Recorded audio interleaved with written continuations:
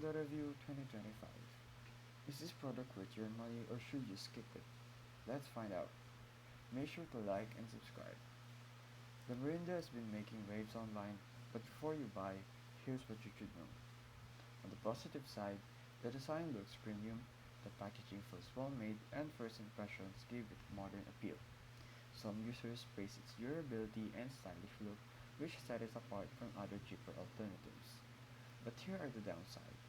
Performance doesn't fully match the hype. Several users report inconsistent quality, and for the price point, you can often find better options with stronger reviews. It also lacks some of the features you'd expect in a 2025 product at this price range.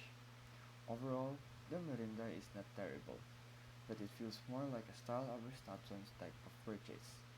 If design is your top priority, you might still like it, but if you want a long-term value, you'll probably be better off choosing a more proven alternative.